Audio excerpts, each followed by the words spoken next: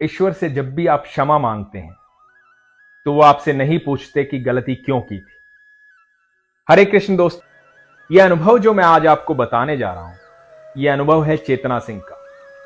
चेतना सिंह बताती हैं कि सन 1997 में जब वो 17-18 साल की थी तो वो अपने मौसा मौसी के यहां रहती थी दिल्ली में, सेक्टर 13 रोहिणी। वहां पे एक शांति अपार्टमेंट है, वहां एक मंदिर की स्थापना होनी थी। मंदिर था माता रानी का, और माता रानी की मूर्ति जो है इनके मौसा जी ने जयपुर से मंगवाई थी। 4-5 दिन के रीति रिवाज थे, बहुत अच्छे से भजन हो रहे थे, अच्छा भोजन हो रहा था, चेतना पूरे आनंद में थी। माता रानी की मूर्ति आई, प्राण प्रतिष्ठा हुई, पूजा हुई, मंदिर को सजाया गया, खूबसूरत मंदिर बनाया गया। इन 4-5 दिनों में चेतना ने बहुत आनंद लिया। उसके बाद वो अपने काम में लग गई। वो एक एडवर्टाइज कंपनी में काम करती थी, उस समय ट्रेनिंग पे थी वो। तो हुआ यूं कि करीबन 1-1.5 महीने के बाद उनको एक सपना आया। सपने में वो एक लाइन में लगी हुई है। ये लाइन है एक मंदिर की। उस लाइन में लगी हुई है, इनको ये दिखाई नहीं दे रहा है कि ये मंदिर किसका है, कहां पे है, कैसा है, लेकिन इनको दिखाई दे रहा है कि वहां एक वृद्ध महिला बैठी हुई है। महिला जो है स्वभाव से काफी कठोर लग रही है। ये लाइन में आगे बढ़ती हैं, महिला के पास पहुंचती हैं, प्रसाद के लिए हाथ आगे बढ़ाती हैं, और वो जो महिला है इनको एक हाथ में दिया देती हैं और एक हाथ में एक कपड़ा देती है, और इनको बोलती हैं कि तू इस मंदिर की सफाई कर। चेतना बताती है कि ये मंदिर की सफाई करने लग जाती है, और इनको दिखाई देता है कि वहां एक ग्रेनाइट पत्थर है जिसकी सफाई कर रही है, और इनको एहसास हो रहा है कि ये मंदिर जो है माता रानी का मंदिर है, मां दुर्गा भवानी का मंदिर है। इस तरह का सपना आता है, सपना टूट जाता है, सुबह होती है। ये अपनी मौसी को बताती हैं कि मुझे इस तरह से सपना आया, सपने में इस तरह से एक महिला दिखाई दी, उन्होंने ऐसा ऐसा कहा। तो आमतौर पे जब भी हम इस तरह के सपने देखते हैं और किसी को बताते हैं तो वो यही कहता है कि जाओ मंदिर हो आओ। तो चेतना जो है उसको उनकी मौसी बोलती हैं कि तुम जाओ, जाकर के मंदिर हो आओ एक बार। क्योंकि चेतना व्यस्त है, उनको काम पे जाना है, तो मंदिर नहीं जाती हैं, वो सुबह अपने काम पे चली जाती हैं। रात को घर आती हैं, फिर सोती हैं, और फिर कोई सपना उनको नहीं आता है।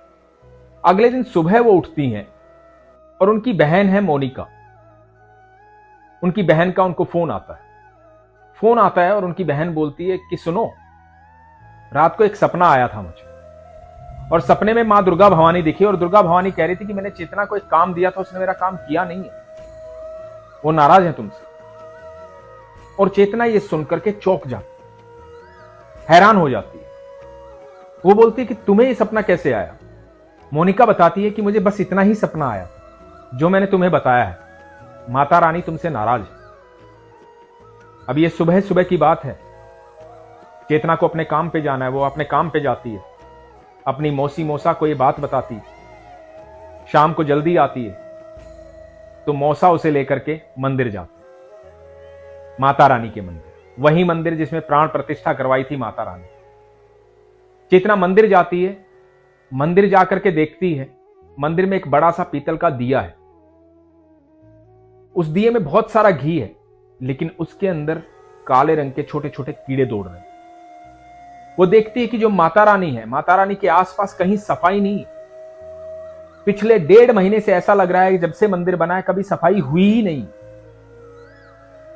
फूल की पुरानी पत्तियां वहां पड़ी हुई हैं, ऊपर रेत चढ़ा हुआ, मंदिर कहीं से भी साफ नहीं लग रहा। चेतना मंदिर को साफ करती है, स्वच्छ करती है, खूबसूरत बनाती। मौसा ने सारी बात जान ली थी, मौसा को सारी बात बताई गई थी। मौसा वहां के पंडित को समझाते हैं, बताते हैं कि इस तरह से माता रानी सपने में आई थी, मंदिर का ख्याल रखा करो, सफाई किया करो।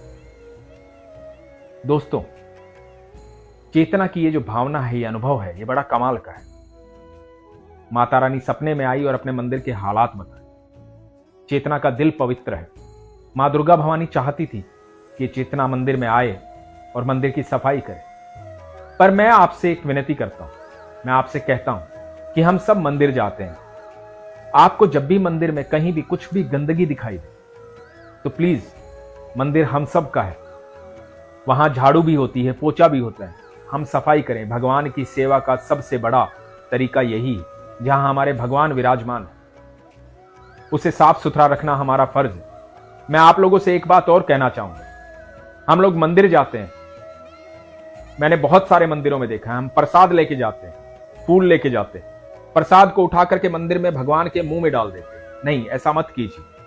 आप सिर्फ भगवान को ऐसे प्रसाद दिखाएंगे क्योंकि वो भाव के भूखे, आप ऐसे प्रसाद दिखाएंगे, भगवान प्रसाद को ग्रहण कर लेंगे।